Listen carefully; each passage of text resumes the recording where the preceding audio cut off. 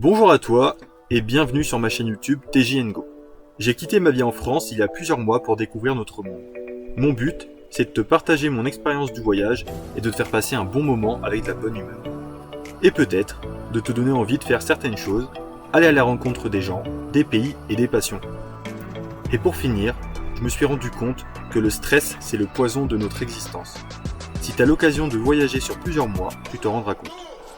Profite de la vidéo et fais-moi un feedback. Let's go! Hey, salut! Bon, mais pour ce début de vidéo, vous allez pouvoir assister à une dégustation encore une fois. Et en fait, en Grèce par exemple et dans d'autres pays, j'ai réussi à trouver ça. Lorsque vous allez chez Lidl, ils font des sortes de burgers. Des petits burgers, donc voilà, il y a le royal et il y a le cheese, donc c'est les deux burgers qu'ils font. Et du coup là, vous avez vu, j'étais avec Victor et Shirley qui sont juste en face. Et je leur ai dit, vas-y go, je vais faire une dégustation des burgers de chez Lidl. Enfin, un truc, bon, ça me semblait être une super idée. Regardez un peu le regard, le regard des copains. Le jugement est présent sur cette prestation, mais bon, c'est pas grave. Bon, du coup, en plus j'étais sérieux, donc je vous ai fait une dégustation. Bon, honnêtement, je vous fais un feedback très rapide parce que ça sert à rien de vous prendre 10 minutes pour ça. Et voilà, c'est pas bon. Ça coûte pas cher. C'est 1 euro et 1,30 €, il me semble. Ça coûte pas cher, mais franchement, c'est pas bon. Enfin, y a rien d'exceptionnel. Donc, je vous conseille pas d'essayer. Après, si vous avez très faim très rapidement et que vous avez pas beaucoup d'argent, ben, ça peut carrément dépanner. Je l'ai déjà fait. Mais je vous recommande pas du tout cette bouffe. Voilà. Allez, on continue pour la suite de l'aventure. En partant des Météorès, nous sommes tombés sur ce pont. Il s'agit d'un pont qui est dans le village de Pili. Et jusqu'en 1936, c'était la seule liaison routière de la plaine de Thessalie avec les villages de Pinde. Aujourd'hui, c'est le deuxième plus grand pont de Thessalie par rapport à ce qui a été construit avant le XXe siècle. Et le pont remonte à 1514 et sa construction est associée au nom d'Agios Vissarion. Vous avez pu voir qu'il est très très grand et en fait, il s'agit d'un pont à une seule arche avec une ouverture en plein cintre de 28 mètres. Bon, direction Athènes pour rejoindre GG. J'ai 5 heures de route. 5 heures de route, 300 bornes, sans autoroute. J'aurais gagné 1h30 avec autoroute, mais je sais pas du tout à combien ça va me revenir. Mais disons que j'ai le temps. Je suis un peu à la bourre, hein. Je dois y être demain pour fin de matinée, 10h, 11h. Et du coup, bah, faut que je fasse la route maintenant. J'ai passé des super bons moments avec Shirley et Victor. C'était génial, comme d'hab. Et du coup, bah, on se retrouvera en Turquie dans quelque chose comme un mois, je pense, dans ces eaux-là. Voilà, voilà. Moi, je suis arrivé à Athènes hier soir. J'ai été récupérer GG à l'aéroport. Les coups, ça lave.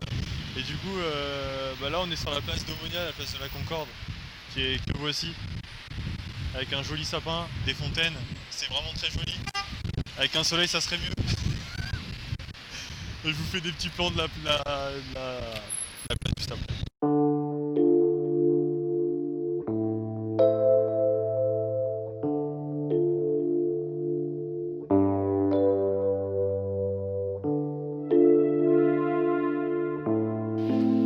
Les plans de la city. C'est joli ces petits quartiers là. Ça c'est atypique. C'est raffiné.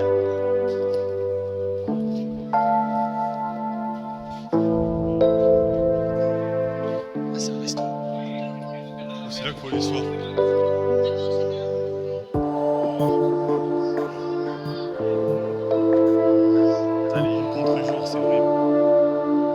Alors le monument de Philopopos est un monument funéraire élevé entre 114 et 119 au sommet de la colline des Muses, au sud-ouest de l'acropole d'Athènes, en l'honneur du sénateur romain Caius Lullius Antiochus Epiphanes Philopapus, voyons, Philopapus du coup, bienfaiteur de la cité d'Athènes.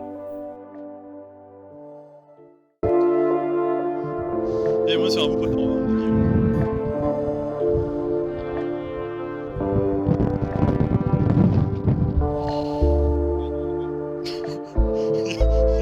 Texas Rangers qui vont se ramener à Athènes. Il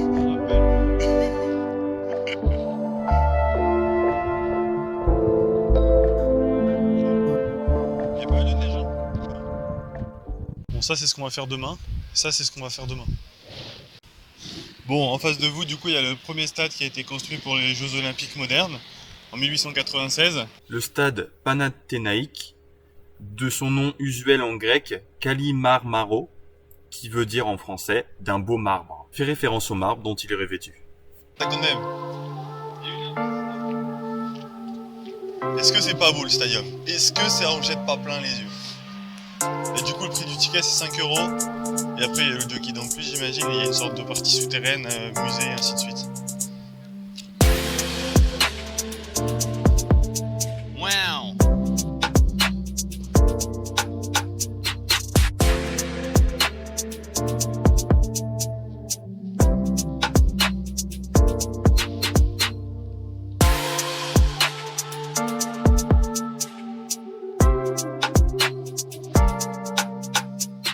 Si vous aimez les Jeux Olympiques et le sport en général, je vous conseille vraiment de venir visiter le musée des JO du coup qui se trouve à l'intérieur du stadium. Donc une fois la visite du stadium extérieur réalisée, vous pouvez vous rendre dans le musée via le passage souterrain que vous venez de voir. Et là vous avez une collection impressionnante de trophées. Donc ils regroupent tous les trophées de tous les JO qui ont eu lieu depuis la création des JO du coup. Et vous avez aussi un stand d'affiches d'époque et aussi pas mal de choses historiques.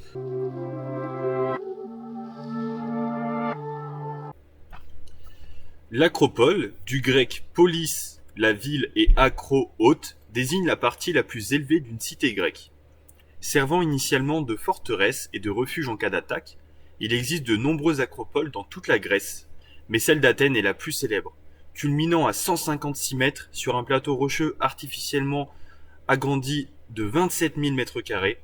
Elle offre encore aujourd'hui le spectacle majestueux des temples que les Grecs édifièrent entre 500 et 700 avant Jésus-Christ. L'acropole d'Athènes devint en effet la colline sacrée des Athéniens, dédiée notamment au culte d'Athéna, déesse protectrice de la ville.